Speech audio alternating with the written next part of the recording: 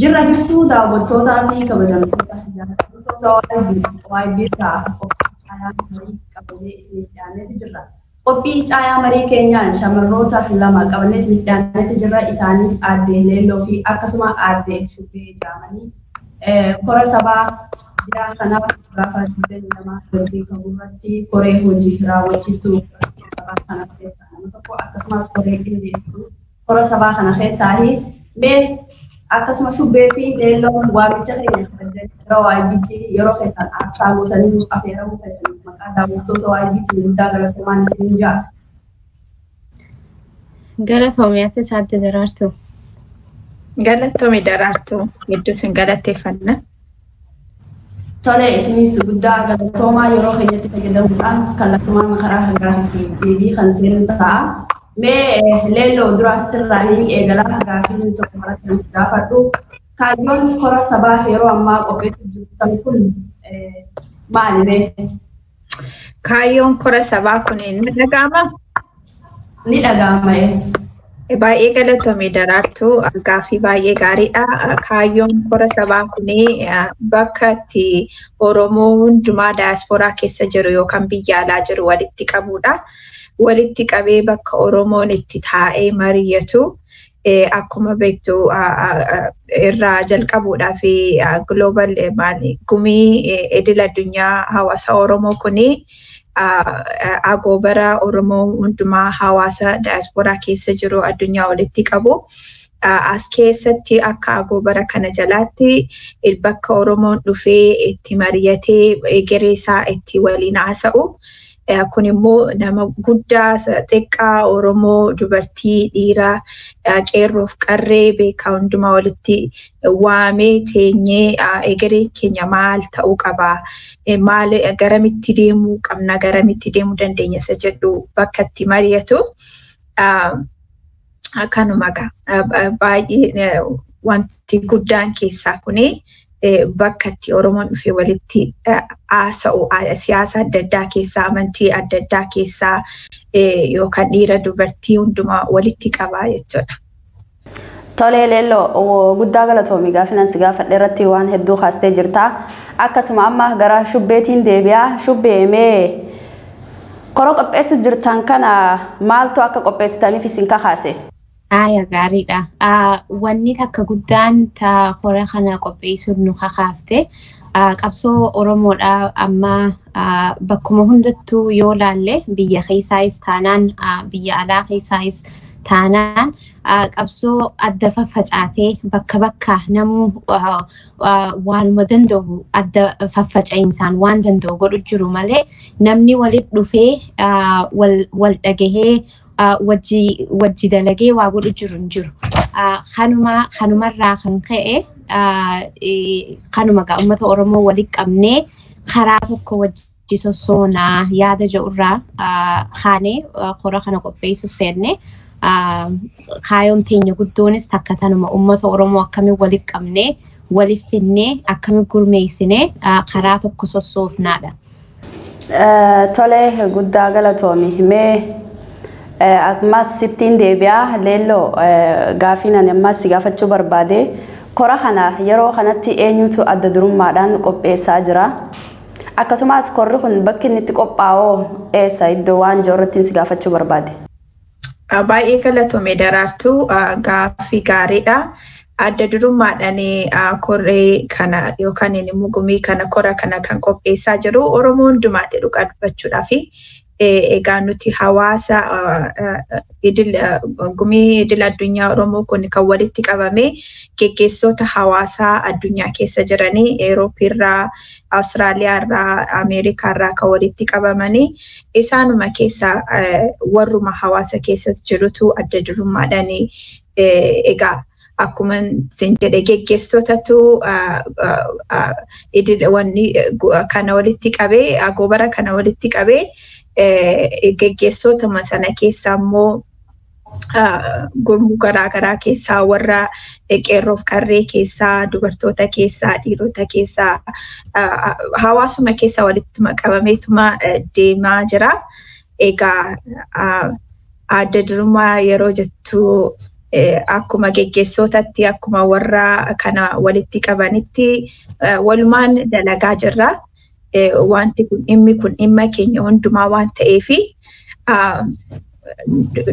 nama baay'eetu keessatti hirmaachaa jira siin jechuufanii eessatti ta'aa jira immoo kan jedhuu fi egaa US keessaa state Atlantaa jedhanii maali state Georgia jedhanii siitiin saammoo yookaan magaalaa Atlantaatti ta'a kan.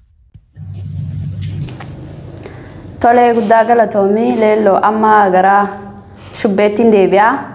Mee shubbee gaafinanii si gaafachuu barbaade kora kana qaama kana kora kana gaafa sadaasa 22 qopheessitan kana eenyufaatu irratti hirmaataa yeroo kanatti amma yeroo koronaa vaayirasiin walgayiidhaaf waan hedduudhaaf nama daangeessaa jiru kanatti karaan ittiin qopheeffamu akkamimee? Koronaan dhugaa waanuma nu hunda daangeessaa jira. Garuu hanga dandeenyutti warra qaamaan dhufuu danda'e keessattuu warra community adda addaa hoogganuu fi warra organizational Oromoodha adda addaa keessatti gahee adda addaa taphatu afeerree jirra. Aktivistoota Oromoo gurguddaa hayyoota Oromoo qabdu jennee yaadnu kana keessaa namni hanga danda'u akka qaamaan nu argaman gaafannee jirra. Warri kaanis immoo karaa zuumiitiin irraa qooda fudhachuu ni danda'an. So sagantaan zuumiinis waan dabru ta'eef karaa zuumiitis qooda irraa fudhachuu danda'an. Garuu warri qaamaan argamuu danda'an keessattuu warri hooggantoota siyaasaatis ta'an warri hooggantoota hawaasa community adda addaatis warri organization adda addaa keessatti gahee guddaa taphatan akka qaamaan dhufan gaafanna. Rakkoon koronaa bakkuma hunda jirti dhugaadha. Garuu waanuma dandeenyu goonaadha. Tole guddaa galatoomii nutis karaalee qunnamtii sabaatiin akka YBT irratti hirmaannee qooda irraa fudhannee uummata keenya cinaa akka dhaabbannaa sumaa waadaa isinii gallaa. Mee karaa leellootiin deebi'a. Leelloo amma korri sabaa amma qindeeffamaa jiru kana kora sabaa kan ammaan dura gaggeeffamee turerraa maaltu adda godhame? Baay'ee galatoomii. Maaltu kana kora kan adda godhaa yoo jettee kan adda godhu Oromoo hundumaa walitti kan fidu kun. Siyaasa adda addaa keessaa, amantii adda addaa keessaa, garee garaagaraa keessaa walitti qaba. Akkuma jechaa turre immoo geggeessitoota hawaasaatiin hawaasa keessatti qooda garaagaraa kan qabanii rogeeyyii dargaggoota qeerroo qarree beektota ogummaa garaagaraa kan qabantu walitti dhufee irratti mari'ata. Kanatu adda godha. Kanaan dura korri ta'aa ture hedduunsaa baay'eensaa siyaasaan yeroo baay'ee kan walitti qabamaa ture. Amma hawaasa keessaa qaama hawaasa keessa jiru adda addaa walitti qabee kan mari'achiisu waan ta'uufi kanatu adda isa godha hundumaa keessaa. Kun immoo akkuma duraan sii kaasee jiru globaalii idil addunyaa waan ta'eefi idil addunyaa keessaa hawaasota geggeessitoota beektota dubartoota dhiira qeerroo qarree walitti qabee kan haasofsiisu waan ta'eefi warra siyaasaa keessaa warra beektota keessaa ogummaa garaagaraa kan qaban keessaa walitti qabee haasofsiisa. Kanatu adda isa godha. Tole guddaa galatoomi waan hedduu haastee jirta. Shubbee amma gara keetiin deebi'aa kora sabaa sadaasa 22 gaggeeffamu kana mee bu'aan isaa maali jetteeti addaati? Bu'aan isaa waa hedduudha. Uummanni keenya walit dhufee mari'achuun duraan dursee bu'aa guddaadha. Itti aansuudhaan immoo mari'achuu qofaa miti karam deemnaa karoora tokko lafa kaayyatanii adda ka'uunis bu'aa tokko biraati. Deebi'anii immoo karoora sanirra dalaguu waliigalteedhaan gurmuudhaan karoora sanirra dalaguunis bu'aa guddoodha. Kanuma uummata keenya walit dhufanii wajji dalaguun bu'aa guddoo nu buufti. Yeroo hedduu nuti lakkoofsi keenya hedduudha. Oromoon miliyoona 60 lakkaa'amaa jenna biyya san keessa, biyya Itoophiyaa jedhamtu tana keessatti. Garuu baay'ina saniin silaa waa hedduu buusuu danda'u nurra jira. Kanammoo walitti dhufuu dhabuu keenyaattu xiqqoo rakkoo nutti tahe amma walitti dhufnee wal mari'annee wal dhageenyee yoo murtii takkarra geenyee wajji kaane wanni nuti godhuu hin dandeenye hin jirtu kan. Tolee guddaa galatoomi shubbee waa hedduu kaastee jirta. Mee amma gara leelloottiin dabraa. Leelloo dubartoonni qabsoo Oromoo keessatti wareegama hedduu kafalanii jiran. Dubartoonni Oromoo dhugaadha akkuma beekamu dubartoonni qabsoo Oromoo keessatti akkasumas qabsoo keessatti lafee duydaati waan ta'eef jecha mee amma waan biyya keessatti deemaa jiru kanaan wajji wal qabsiisee dubartoota biyyoota garaagaraa keessa jiraniin mee waan kanarratti dhaamsa maalii qabdaa maal godhuu qaban jettee yaaddaati? Tole baay'ee galatoomi Daraartuu gara dhumaatti sagaleen qoodatti dhaga'amaa turre. Waa'ee qooda dubartootaa na gaafatte natti fakkaata yeroo kanatti haala yeroo kanarratti dubartoonni waa'ee dubartootaa dubbachuu jalqabee hedduun deema waan ta'eef dubartoonni dhugaa dubbachuudhaan as ta'ee kaleessas ta'ee baroota dheeraa qabsoo Oromoo keessatti qooda guddaa warra fudhatanii ijoollee isaanii guddisanii amma immoo akka itti qabsaa'an kan godhaa jiran dubartoota. Amma immoo kana keessatti isa haala jijjiirratee qabsoo haala jijjiirratee dhufuudha kana keessatti dubartoonni maal godhu maal qoonni isaanii isa jedhuuf immoo dubartoonni har'as ta'ee borusii dhaabatanii waan ta'aa jiru kana yeroo itti caalaa finnisanidha itti finnisu jiranidha waan ta'eef karaa kanaan immoo akkamitti maalitti godhu yoo ta'e qooda keessa fudhachuudhaan utuun sodaatiin keessatti akka duratti dubatti harkifachuun jiru dubartiidhaa fi kuni isa durii caalaa yeroo itti qooda fudhatan yeroo itti ka'anii dhaabatanii qooda fudhachuudhaa fi sagalee isaanii dhageessifachuu qaban jedhee tananii amana dubartoonni keenyas immoo gochaa jiru isa durii caalaa isa durii daranii gochaa jiru kanaaf ammas ittuma fufanii isa durii caalaa akka qooda keessaa fudhatan akka kaleessaa dhiirota eeguutu hin ta'in namuuf galchaa warri dhiiraa amma yeroo itti dhiibbatanii seenanii isa hirmaannaa isaanii itti caalchisanii fudhatanii siyaasa keessa ta'e barumsa keessa ta'e hoogganuu keessa ta'e bulchiinsa keessa ta'e kanaaf dubartiin egaa bakka baay'ee waan baay'ee gochuu danda'u waan ta'eef taa'anii waleeguu taa'anii isatu godha yookaan isaantu godha iyyutu godha kana godha jechuu dhiisuun yeroo itti dubartootaaf carraa guddaa kenname carraa kanasitti immoo isa durii caalaatti yeroo itti fayyadamaa yeroo itti dalagaa jiran waan ta'eef kanumaan jechuu barbaada. Egaa wanti dalagan wanti qooda keessa fudhatan wanti itti fufsiisan baay'eetu jira istil gochaa jiru atiin kasumatti hin gabaabsa. Tole mee shubbee siin gaafadhaa gaafiin amma si gaafadhu kun waa'ee koroo sabaa wajjin illee waliin qabatu mee amma biyya keenya keessatti waan adeemaa jiru hundi keenya quba qabna jeetii yaada. Mee haala yeroo amma biyya keenya keessatti deemaa jiru wajji wal qabatee walitti bu'iinsa mootummaa federaalaatii fi TPLF jidduutti adeemu jiru kana mee waan kana akkamitti ibsita namni keenya akkamitti hubachuu qaba? So wanni Abiyyi amma biyya keessaa godhaa jiru kun siyaasaadha. Siyaasaa jechuun kiyya sababa ummata Tigree sababa godhatee booddeen ibsaa immoo Oromumatti as deebuudhaaf teessi xiyyeeffannaan isaatis ummata Tigreedhaan itti hin fakkaatu ummatuma Oromooti akkamitti ummata Oromoodhaa ussisiifnaa akkamitti ummata Oromoodhaa ficcisiifnaa akkamitti Oromoo hararraa meessinaa nuti waan barbaannu biyya san keessa godhuudhaaf akkamitti Oromoo hararraa meessinaa jee deemutti jira waan ta'eef uummata Tigreedhaa sababuma godhateetti itti ka'e. Lola biyya Tigreerra ka'u kun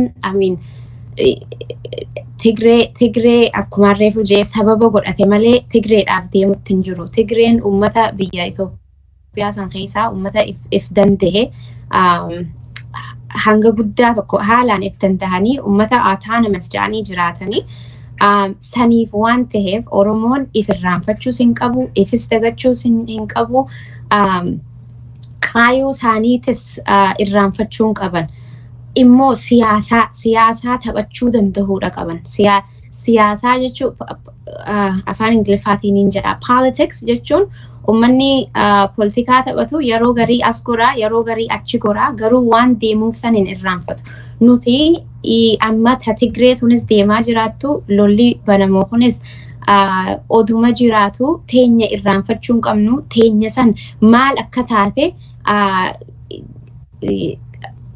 taate sirritti adda baafnee, sirritti keessa gaqqabnee hubannee teenya san eega adda baafne booda haya lola Tigree kanaaf maal goonaa jennee sila akkasitti adda baafnee ilaallee gaariidha.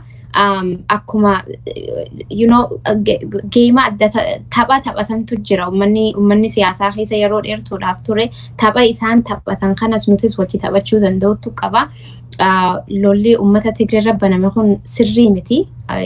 Obviously sirrii miti. Isaaniifis hanga tokko isaaniifis tumsinee teenyas odoon irraanfanne teenyas karoora keenyarra jiraachuu qabna. Tanuma wanni na fakkaatu hundaraartu. Tole waan hedduu haastee jirta guddaa galatoomii mee shubbee leelloo amma gama keetiin deebi'a. Mee akka dubartootaatti jechuudha waan amma biyya keessatti deemaa jiru kana wajjin wal qabatee namni keenya maal hubachuu qabaa yookaan ammoo carraa kana fayyadamee maal godhuu qabaa waan jedhume. Galatoomii daraartu yeroo amma sabni keenya yeroo durii caalaa dammaquu yerootti qabu wanta unnecessary yookaan barbaachisaa hin taane keessatti qooda fudhachuu dhiisudha. Kana jechuun boru dhiibee yoo dhufe ijoolleen keenya yookaan immoo sabni keenya lola kana keessatti qooda fudhachuu dhiisudha. Dhiibee yoo dhufe boru ijoollee keenyatu akkuma baroota darbanii deemee akka shubbeen amma jettee deemee lolli kuni miidhamni isaa sabuma keenya.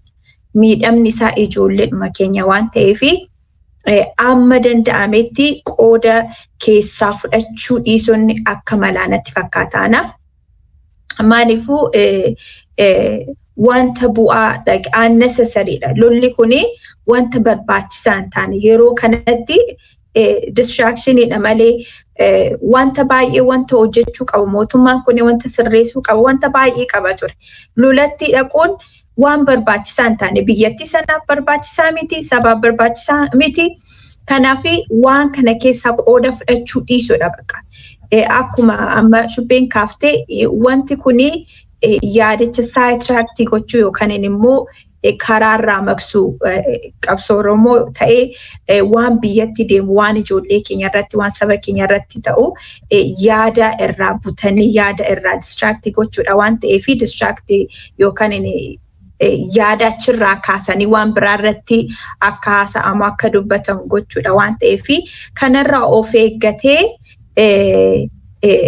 yerootti kana keessatti qooda fudhachuu dhiisu waan saarratti maal akka hojjetu irratti hojjetu tokkummaa saarratti wal jabeessuu irratti isa durii daranii wanta kaleessa hin dalagne irratti dalagu strateejii haaraa irratti dalaguudha malee wanta barbaachisaa hin taane unnecessarily lola kana keessaa qooda fudhachuu dhiisuun saba keenyaaf bu'aa qaba jedhee tana yaada kun egaa yaada kooti. Politics siyaasa baay'ee beeku waan ta'eef kanaaf kanuman jedhan. Tole guddaa galatoomii amma gara shubbeettiin dabra deebi'ee gaafii kana kan leelloo gaafadhus ni ta'a mee shubbee gaafii ammas gaafadhu kuni yeroo ammaan tanaa kora sabaa kan qopheessaa jirtan kana keessattuu dubartoonni haala akkamiin akka qoodarraa fudhatan mee dhaamsa maalii dhaamtaniif? So dubartoonni keenya yeroo ammaa tanaa ifiifuu gahee isaan taphachaa jiran qabsoo keenya irratti ni agarra. Biyya keessaayis ka'anii hiriira adda addaa qopheessuudhaan sagalee isaanii dhageessisuudhaan akkasumattis biyya alaa keessa warri jiranis hawaasa adda addaa keessa seenuudhaan organization adda addaa gaggeessuudhaan gaheen isaan taphatan gahee guddaadha. Kanagaa itti fufaa waan nuti godhaa jirru kanas qoodarraa fudhadhaa isiniin jenna. Oromoon dubartoonni waan qabe hunda ni tolchaa jaa. Politikaa Oromootis yoo seene akkasumattis ni tolchan malee numa cimsan malee if duuban deebisanii so qoodarraa fudhadhaa inni isin afeerra. Tole guddaa galatoomi Leelloo gara keetittiin dhufaa gaafii wal fakkaataan isin gaafadhaa gaafumaan akkaan shubbee gaafadheetiin si gaafadhaa. Mee kora sabaa sadaasa 22 gaggeeffamuu deemu kanarratti uummanni Oromoo akkasuma keessattuu dubartoonni adda durummaadhaan akka qoodarraa fudhataniif dhaamsa maalii dhaamtaaf? Daraartuu baay'ee galatoomee ati yoo kunoo akka dubartootatti kana keessatti akka qooda fudhannu yookaan hin dhufne miidiyaa kanarratti sagalee akka dhageessifnu hojii guddaa dalagaa jirta. Akkuma sana immoo dubartoonni keenya utuu duubatti hin jedhin utuu hin qabamiin utuu yookaan immoo wanti isaan qabu hin jiraatiin dhufanii sagalee isaanii akka dhageessisanii dhufanii qooda keessaa akka fudhatanii akka hirmaatanii akka duubatti hin jenne akka jajjabaataniin jajjabeessuu barbaada. Akka durii miti of course akkuma shubbeen jette qooda guddaa fudhachaa jiru hawaasa keessatti mana keessatti professionii isaaniitiin hojii isaaniitiin waan godhan geggeessuudhaan karaa garaagaraatiin hojii baay'ee hojjechaa jiru. Amma kora kanarratti dhufanii sagalee isaanii akka dhageessifatan akka qooda fudhatan akka duubatti hin jenne wanta sirrachuu qabu sirreessuudhaa fi fuulaa fuulatti akka haasa'uu danda'an fuulaa fuulatti akka hirmaachuu danda'an akka sodaanne yeroo tokko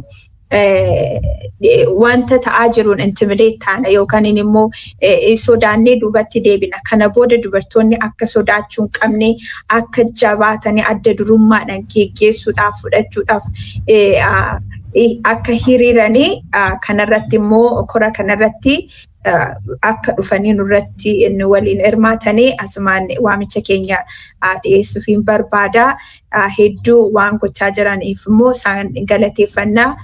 Bona kanaa erga qabsoo dhiyeenya kanaa keessatti dubartoonni alaa keessanii waan hedduu dalagaa jiru waan baay'ee irratti hirmaachaa jiru. Ammas kora kana keessatti kottaa hirmaadhaa, kottaa qooda keessa fudhadhaa, kottaa waan ta'uu qabu, waan sirrachuu qabu, waan dubbatamuu qabu, wanta fuulduratti Oromoo fuulduratti butuu hundumaa akka fiddanii irratti hirmaattanii waamicha isaanii dhiyeessuu barbaada.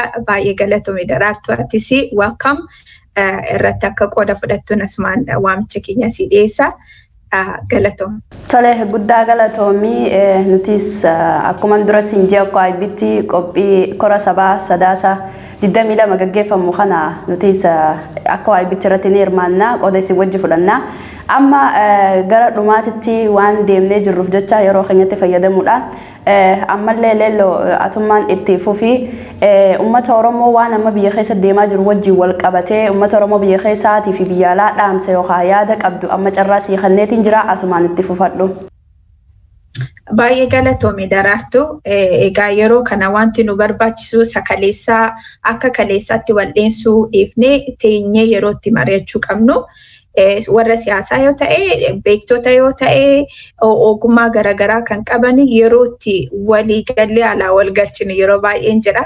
Waliigallee yeroo alaa itti walgalchuu, walgaarreeffachuu dhiifnee yeroo itti sagalee tokkoon teenyee mari'annu, teenyee iftoominaanii wanta jijjiiruu qabnu wanta funduratti nu butu yerootti teenyee haasofnu yerootti teenyee mari'annu yerootti wal qollifannu miti yeroo isa sana kana yookaan kutaa kutaadhaan gargar wal qoonnee amantiidhaan gargar wal qoonnee yookaan inni dhiiraa inni dubartii inni kana barate inni sana barateedhaan wal qoonnu miti yerootti walitti dhufnu agoobarri kun egaa akkana warkiitti Oromoo walitti fidee akka haasofsiisuudhaaf uumamee jira. Guutummaadhumatti Oromoon yeroo taa'ee waliin haasa'uu qabu. Yeroo waan egeree isaatii mari'achuu qabu.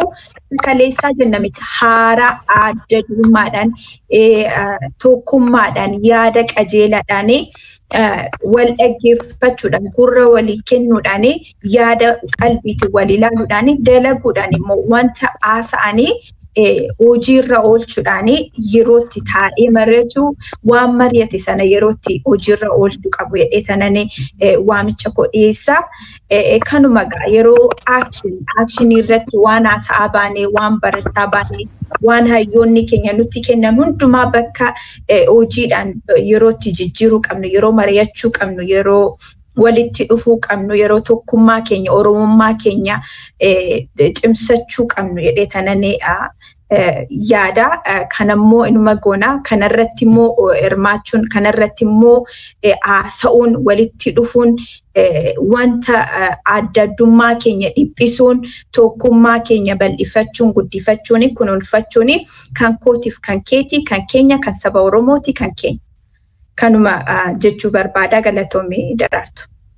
Sagantaan keenya gara dhumaa gahee waan jiruuf jecha amma carraa siifiin kannaa carraa kanaan ummata Oromoo waan nama biyya keessa deemaa jiru kana hawaasa Oromoo biyya alaa jiruu fi biyya keessaa jiru dhaamsa qabdu yookaan immoo yaada qabdu gamanumaan carraa siifanneetiin jira dhaammadhu. Haaya gaariidha galatoomii Daraartuu. Ummanni keenya dhaamsii guddaaniin dhaamuuf ummanni keenya bakka jiru wal qabatee wajjin qabsaa'uun dirqama nu hunda keenyaati. Kaanee wajjin haa dhaabbannu jenna warra biyya keessaatis warri biyya alaatis bakkuma hundaa'uu namu yeroo kaanee wajji dhaabbannu jirra. Hanuma mucaan kiyya sunnoo dhufee nu wajji dhaabbachuudhaaf asirratti ol ba'e akkana gaa'ee kaanee wajji haa dhaabbannu hora keenya irrattis koottaa hirmaadhaa isiniin jenna guyyaa 21 fi 22 warri qaamaan magaalaa Atalantaa dhufuu hin dandeenye karaa zuumiitiin nu hordofaa isiniin jenna peejii keenyarra websaayitiitu jira websaayitii sanirra odoo dheexanii register gootan. So website keenya globaloromo.com jedhama globaloromo.com koottaa register godhaa achirratti nu wajjin qoodarraa fudhadhaa isiniin jenna. Tole guddaa galatoomii sagantaan keenya xumurameeti jira. Leelloo fi shubbee yeroo keessan aarsaa gootanii karaa OIBtiin waamicha keenya kabajanii kora sabaa irratti gaafii fi deebiin wajjin godhuu keessaniif guddaa galatoomaa maqaa daawwattoota OIBtiin ammallee irra deebi'ee guddaa galatoomaa isiniin ja'a. Galatoomii Daraartaatis jabaadhu baay'ee galatoomaa isinis. Galatoomii Attuu Daraartuu. Tole isinis guddaa galatoomaa. Tole egaa daawwattootaa fi kabajamtoota keenya qophii caayaa marii qabannee isiniif dhiyaanne aadde Leelloo fi akkasuma aadde Shubbee qabannee isiniif dhiyaanne waa'ee kora sabaa sadaasa 22 bara 2020 gaggeeffamuu deemurratti isaan koree qindeessituu waan kanaati kan gaafiin deebiin keenya asumarratti kan xumuramtaa hanga qophii keessummaa caayaa marii biraatiin walitti deebinutti nagaan nuuf tura.